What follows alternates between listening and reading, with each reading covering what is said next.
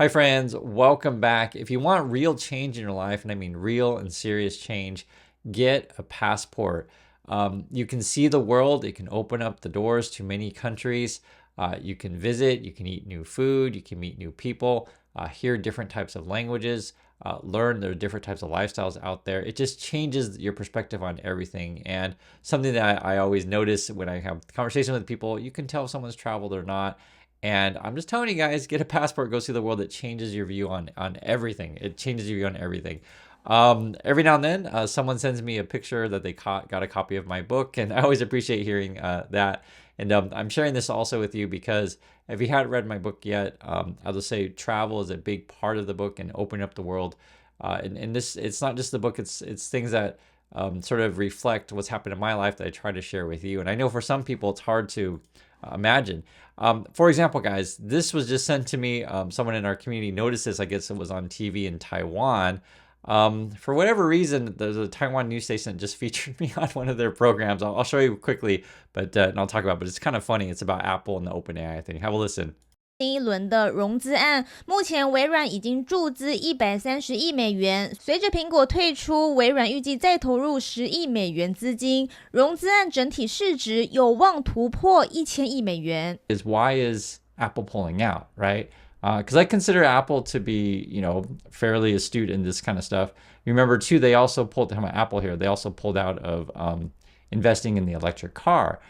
Cutting back on their spending R&D, that kind of stuff, or you could call it investment, or whatever you want to say. OpenAI 这一轮的募资还没完成。So it's pretty funny, like whatever reason they pick out my YouTube video out of like millions of videos on the internet, and it's like, hey, let's just put it in a TV program. I did not know anyone was doing this because I mean YouTube's a huge place. The same way that I show you guys stuff on YouTube, like I can find stuff, and they evidently found me. Now, why am I bringing this up? That the Taiwan thing, put me on screen is because, guys, it's a whole other world when you go visit other places, right? Like for example, I mentioned this documentary so many times. It's called American Factory. It compares the lives of workers in the USA, compares the lives of workers in China. And until you've actually seen these things for yourself, you don't realize that things are really, really different.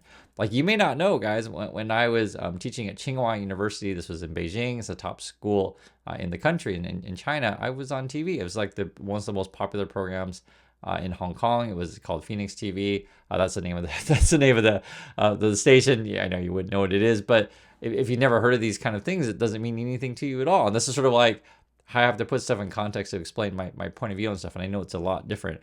This is from 2007. I'm showing you guys my classes when I was at Tsinghua. That's me right there. And this is a long time ago, guys. I'm old. I'm 49, but I bring this stuff up because I try my best to share our lives and different points of view with you. We have a vlog. It's called Chris and Yeji. We just do different things. We were just at an international, or not international, but an interior design expo a couple days ago. That was really fun, actually. And then today, which I'll put up a video as soon as I can, we're actually going to a cafe expo. It's for people who want to open up a cafe and like all the stuff that you need to get when you open up a cafe. We're not going to do it, but just we do these kind of things to keep our mind open, and it's enjoyable to learn new things. Like if you're gonna open up a cafe, what kind of desserts you're gonna put in said things? There's a bunch of vendors that sell you different types of stuff like that. What kind of chairs? What kind of speakers for your music? What kind of dishes? What kind of lighting, et cetera, et cetera. Like this, open up a new cafe. What kind of stuff do you want to look at? And I'm starting with this stuff of getting a new passport, and I know I'm shooting a bunch of different things at you, but it's to get your mind thinking about different kinds of things, because I know. And I can tell from YouTube, I can just tell. It's easy to tell. Like there's people who trapped in this like American consumer culture thing that thinks, oh, I have to buy this fancy car, go into debt, and buy a new fancy car every couple of years. I always talk about car because it's most relatable, I think, to people. But people think this way, that like I have to get that car to impress all my friends. And it's so ludicrous, because I want to show you something. This is something for Americans may be completely shocking. Actually, we'll start with this. This is in Amsterdam, right? Netherlands. And they just put in like this new bicycle parking thing. It's like this parking garage that can park 7,000 bicycles, right? It's like this ludicrously amount of bicycles parking, because it's a whole other world, a whole other lifestyle, and it's just not car centric like the USA. We're talking about horses here, like this old system. It's funny because this is new construction for them. You can see like you can easily find your bike, etc. And it's backed up by an infrastructure of like places to go. So let me show you what I mean by that. And this is I'm saying when you visit other places. Like look at the bike paths that they have in Netherlands. Like you won't find anything like this elaborate in USA. Not like this. It's like everywhere, and it's not just the paths themselves. It's how they interact with cars. So if they do in fact come to, because I'm not showing car scenarios here, but if they in fact come across any part of where there's like cars, then it makes it so that the traffic between the bikes and the cars can coincide. And also too, there's some places, yeah, here's an example, right? See how the lanes are like divided, so it's just easy to bike, and then you actually have the pedestrians on one side, cars, etc. Like until you've actually seen, there's buses, mass transit, but until you've actually seen this stuff for yourself, if someone says, hey, I live in a bicycle friendly city, you have no idea what they're talking about because you've never seen it before, right? And YouTube is a good example of like, you can explore any topic that you're interested in, and you can learn about something that a place you've never been, right? So yes, and this is something that I grew up with. So I'm going to talk about my book. I used to watch TV as a kid, and so I knew there was a world out there. I'd never been there, but I knew it was out there. YouTube gives you that opportunity to explore new worlds like every single day, but you still got to go see it for yourself. Like I haven't been to Amsterdam, I haven't, but when I see this, because I hadn't seen this before, I'm like, oh my god, look how crazy like good these paths are, and it's like everywhere, right? It's built everywhere that it's a bicycle friendly city, and there's your mass transit, right? It's a whole other life, and it's funny because like when you try to explain to people what a whole other life is, and I'm using the example of Amsterdam, I use the example of when I used to live in Beijing, or just example that, Taiwan puts me on TV or whatever just recently, is that, when I used to work in Hollywood, I had recently just moved from Korea, right? And this was back in 2016. Get my years right. It's a long time ago already, 8 years, God. Back then, this is before Squid Game, okay? So people thought, oh, Chris, your experience in Korea is so dumb. Korean movies, Korean TV is so stupid, right? They'd never experienced this stuff before. So when I come back and I tell them like, hey, there's a different ways of shooting things, different ways of writing story. These are my experiences. People would just dismiss me. Plus I was Asian, which is a whole other issue because in USA, if you don't look the certain kind of way, like they just ignore you, right? So, and I talk about this stuff in my book where, and it's frustrating to me because I try to explain it to you guys. And I know for people who don't know what I'm talking about there, they just refuse to believe it. It's completely foreign, right? But the basic gist of it, if I live in the USA, I walk in a room and I'm invisible. If I live in Asia, I walk in a room and people are like, oh my God, this guy's really handsome. What does he have to say? And it's a whole other world. It's a whole other world. So, I bring this stuff up because it's like, for me, the choice is pretty obvious where I want to live. Like, do I want to be on somewhere where if I want, I can go on TV, right? Do I want to be somewhere I can like teach at the best university in the country, right? And people actually respect me, etc. Or do I want to be in the USA where I'm invisible, right? And I have to, I just watched the vice president's debate, and I've seen American politics for years to where, we're not picking the best people in the country. It's evident. And or you look at like whatever companies and anyone who's worked at a company, if you ask them honestly about this stuff, the way that you promote people, the way you pick people to be hired, it's a lot of it's politics, friendships, relationships. It's not shocking.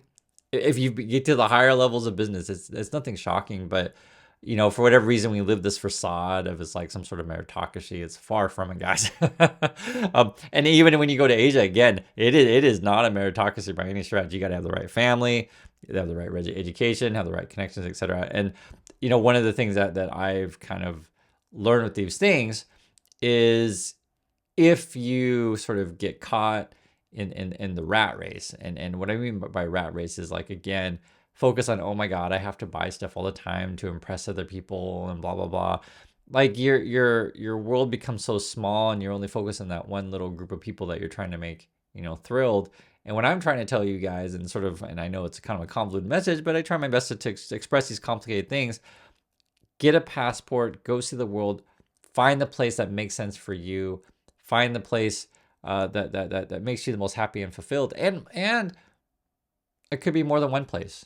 It could be, some years you're like, you know what, I want to go to, Costa Rica because I want to spend the summer there. Or another years you're like, you know what, I want to go to France because I want to spend the summer there. Another year it could be, I want to go to, whatever, I'll just pick another country, Norway, because I want to spend the summer there. I want to go to Australia. Like any number of things. And guys, I completely get it. It takes money to go travel. I'm not stupid. Of course I know these things. I travel. I know exactly that it takes money. But you set yourself up for the lifestyle to go see the world by managing the life that you live today and determining what priorities make sense for you. So I understand for some people, they want to go into debt and they want to buy whatever fancy car, and you throw your money into that, and then you end up not traveling, right? Because you made your choices of what you value. For me, I value education. I value travel. I value experiences. I value both mental and physical health. And it's hard for me to show you everything that I see in a day because, guys, I literally read everything on the internet. And something that really disturbed me, I'm not going to mention names, but I'll just give you the gist of it. There's a popular YouTuber, and they were posting basically violent images on Twitter. And it just kind of shows the mental state that said person is in, or the audience that said person is trying to appeal to. And it is just unfortunate. There's a lot of people who fall in this trap of thinking that there's only one place to live, and you see them go down this kind of I don't know, called road to insanity, or insanity filled with insanity followers, filled with insanity encouragers. We also just recently saw the movie Joker. We just saw that yesterday, and there's a couple things on this is where I just read a comment just like an hour ago, and it was like some ridiculous comment where someone's like all these bad words in it and call me names and stuff like that. Like, why didn't you make a video about the vice presidential debate and blah, blah, blah, blah, blah. And it's like, well, I actually, my wife and I wanted to go see a movie. So we did that. And I didn't want to just sit around and think about politics. Sometimes you don't want to do politics. I just don't want to. And, and then as that person literally written the comment, I was actually in the process of recording a video and finishing watching the debate, because it takes an hour and a half to watch the dang thing. And, after finishing watching it, I'm just like, oh my God, I'm happy I have a passport. And another person wrote a comment of like, Chris, you're so different than other people because you have a place to go to, et cetera, blah, blah, blah. But it wasn't always like that. It wasn't always like that. That's like literally why I write a book and try to talk about stuff every day. Like, I grew up really poor. I grew up picking berries in the field with Mexican immigrants. If you guys, I lost my family at the end of the war. Like, it's like, and I understand if you watch my channel and you guys see the places, the life that we live, that you would think, oh, Chris was born rich. It's just so far from the truth. But, let alone like, I know what it feels like to be the very, bottom of the barrel when you live in USA. Like, I know exactly how it feels, and I can tell you guys, I'll just be as blunt about it as I possibly can.